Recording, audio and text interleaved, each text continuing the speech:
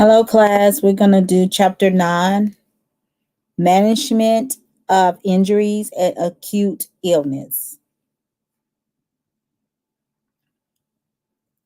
Do you think teachers should be required to treat children's medical emergencies? What professional standards are teachers expected to uphold in these situations? What protection do teachers have from potential liability? Chapter objectives. By the end of this chapter, you should be able to discuss the steps schools should take to prepare for medical emergencies, describe how emergency care and first aid differ, name 6 life threatening conditions, and demonstrate the emergency treatment for each, identify 6 non life threatening conditions, and describe the first aid treatment for each. Responding to an emergency. An emergency involves an unexpected event or condition that requires a prompt response. Preparing for health emergencies. Every program should have policies and response procedures in place to follow in the event of an illness or a serious emergency. Plans should be reviewed and updated frequently. Staff should be familiar with these plans and know how they are to be implemented. Staff members should be trained in basic first aid and CPR. First aid supplies should be available and accessible. Families should be informed of program emergency response policies and procedures. Basic principles of emergency and first aid care. Remain with the child at all times. Do not move that person unless there is danger of further injury. Do not administer fluids or medications unless prescribed. Call 911 for emergency medical assistance immediately. Notify the child's family and record all information regarding the event. Assessing the individual. Assess the child and the environment. Alert another adult. Attend to the victim. Provide appropriate treatment. Record all observations and treatments. And never attempt to diagnose or give medical advice. Absence of breathing. Check victim for response and injuries. Establish that the victim is not breathing. Begin your CAB, chest compressions, airway, breathing. Position and give 30 quick chest compressions. Open airway, held head tilt, chin lift, and give 2 small breaths. Reposition the victim if the chest does not rise and fall as breaths are given. Continue using a compression to ventilation rate of 30 to 2 for persons of all ages except newborns until the victim begins breathing or emergency medical assistance arrives. Knowledge checked. To place a person in the recovery position, you would roll them onto their side, place them on their back, face up, turn them onto their stomach, face down, or assist them to sit up. Roll them onto their side.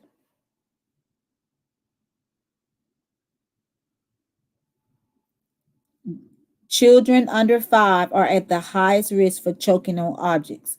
Why? What other groups of children are at increased risk? What items do children choke on most often?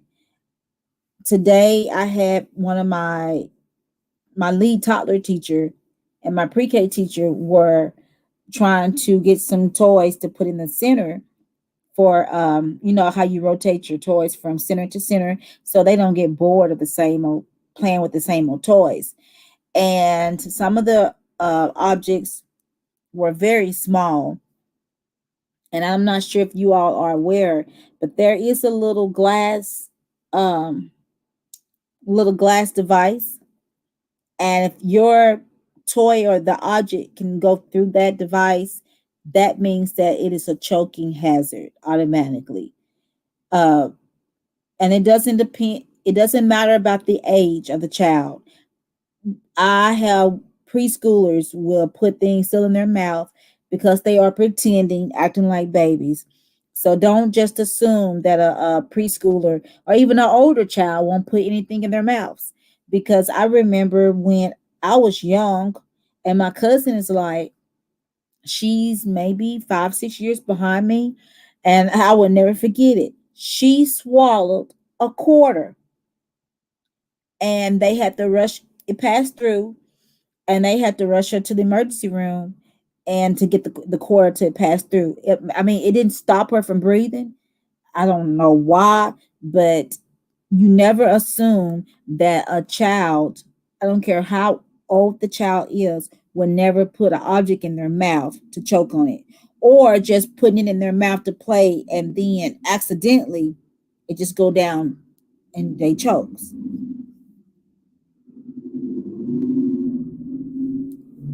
Airway obstruction. Use the Heimlich maneuver to dislodge an item in the child's airway. Know how this technique is applied differently from the infants, children older than 1, and adults. Stop back blows, chest thrusts, and begin CPR at once if the person stops breathing. I recall I was working at a child care center about 12, 13 years ago, and I was floating around in the classrooms, but it was time for us to go eat lunch. And we was all sitting at the table, and they were eating their lunch. The lead teacher was at the head of the table, and I was like midway of the table, sitting down eating lunch with the students. One of my little preschoolers, he started choking on his food. He wasn't sitting on my side of the road, but I was facing him. He was sitting on the lead teacher's side of the road, way up at the front.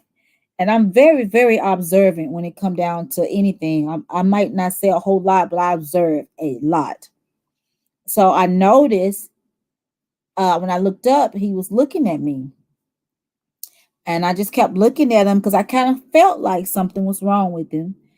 And he just kept staring at me, and then he started holding his neck.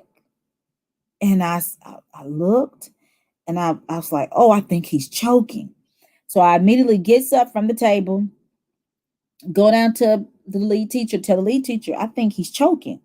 And she looked at me like, oh, he's choking, because you do all the practice necessary, but when it actually happens, you have to think fast. You got to stay on your toes. You can't freak out. You can't like, oh, what am I supposed to be doing? How many breaths? How many? You have to jump on it really, really fast. So I told her, I said, he's choking. And so she looked at me and she's like, what I do? I said, what do you mean you do? You give him CPR. You start CPR. I mean, not CPR. You get behind him, and you try to get that object, the food from out, being lodged. And she was scared to do it because she was way younger than me. So I got down on my knees because he was very small and petite, and I put him in front of me, and I immediately started doing it, trying to get that object, that food, unlodged out of his throat. And he was so scared for the rest of the day. He stayed by me for about a week. He would not leave my side every day. And so the next day, when we were picking up, well, we told the parents what had happened that evening when we dropped him off. And the next day, when we picked him up to take him to school that morning on the van, his uh his mom told us, he said, Miss Keisha saved my life. She saved my life. I was choking. And I literally mean, and I remember posting it on Facebook. I didn't tell the child's name, but it was an experience for me, the first time I ever had to do it. And sometimes it just like your instinct just kicks in, and boom, you do what you have to do to save this child's life. But he stayed by my side everywhere I moved. He moved because he said I saved his life. And that was something I was very proud of, that I was able to do that. And I had to take the class, and I remembered what to do because, like I said, Sometimes you can be in in a situation, you freeze up, you forget, and you start panicking. You can't get in a panic mode when the situation happens because that child or an adult is dependent on you to help save their lives, to help save their life. Shock. Shock is a life threatening condition and may occur with many different types of injuries. The victim would typically appear pale, weak, and confused. Help the victim to lie down, elevate their feet 8 to 10 inches, and observe closely for any difficulty breathing. Call for emergency medical assistance. Asthma. Asthma rates for children under 5 have increased almost 160%. Boys are diagnosed more often than girls, especially those who live in low income families and neighborhoods and are overweight or obese. Children of color experience the highest rates of asthma. Children aged 5 to 17 miss a combined 14 million school days annually due to asthma. The last center I was employed at, I worked with special need children, and a lot of my children will have to get breathing treatments at least two, some of them 2 or 3 times a day. I mean, it was very severe. Asthma attacks. Asthma attacks are caused by swelling and narrowing of the air passages. Care for the child by encouraging them to relax. Administer prescribed medications, the inhaler. Monitor their breathing. Call for emergency medical assistance if the attack is prolonged or the child becomes fatigued and struggles to breathe. And also, you always notify the child's family. Bleeding. Call for emergency medical assistance if bleeding comes in spurts or cannot be stopped. Follow universal infection control precautions. Make sure you have on your gloves. Apply direct pressure. Elevate if possible and notify the child's family. Okay, we're not going to do the self check activity because I'm pretty sure most of you know what the universal precautions are. Diabetes. Type 1 diabetes is caused by a failure of the body to produce insulin. It is a chronic, incurable, and often hereditary condition. Type 2 diabetes is caused by an insufficient production of insulin in the pancreas. It is closely linked to obesity and is being diagnosed at an alarming rate among young children. Children of color are at highest risk for developing diabetes. Approximately 18,000 new cases are diagnosed in children every year. Diabetes is the seventh leading cause of death and predisposes children to heart disease, stroke, and kidney disease. Teachers must work closely with the families of children who have been diagnosed with diabetes to develop a management plan. Management of type 1 diabetes requires a careful balance of diet, physical activity, and insulin administration. Management of type 2 typically requires dietary control and increasing the child's physical activity.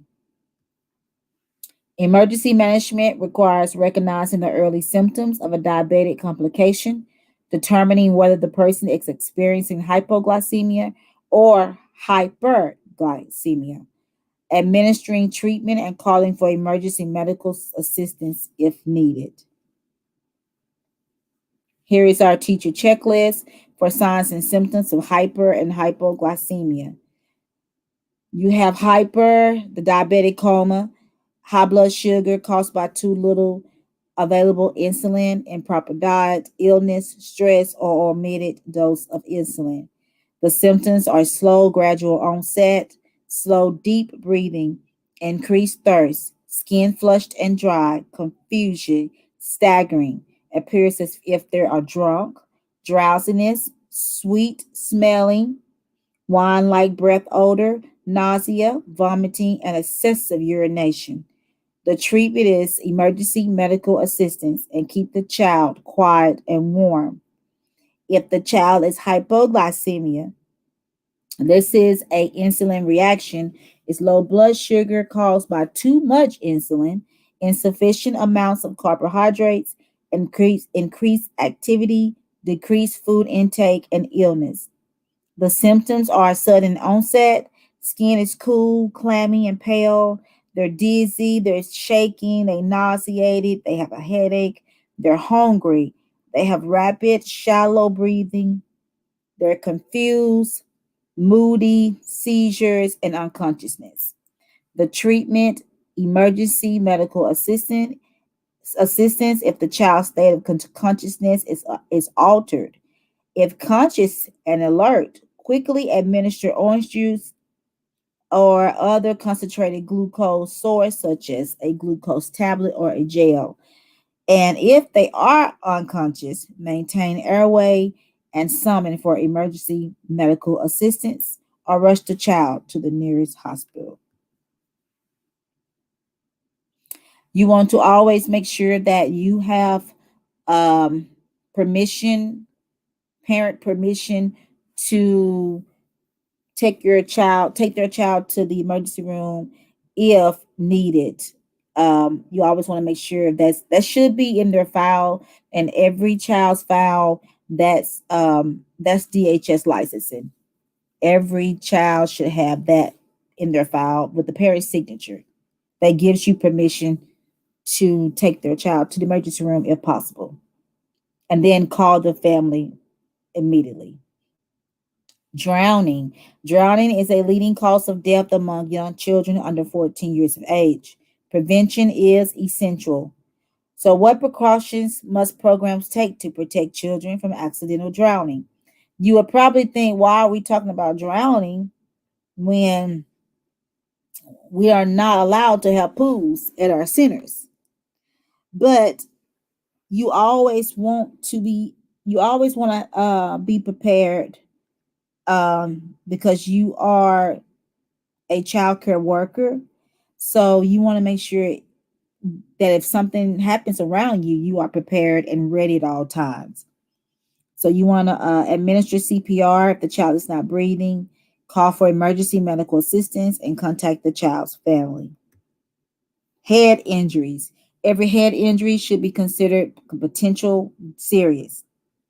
Observe the child carefully for 48 hours following any head injury. What signs might you observe if a child who has sustained a head injury? I know a lot of times, and I know you all probably have noticed it too in your working in the classroom. When children bump their heads, the first thing they want to do is fall asleep. I don't know why, but that's what their body's prone to. We want to go to sleep. But you need to try to watch that child carefully for at least 48 hours. You got to know the signs of unconscious, of a concussion, I'm sorry, and the mild traumatic brain injury. I remember when my son, I can laugh at it now. He was ooh, probably 12, maybe 12 or 13.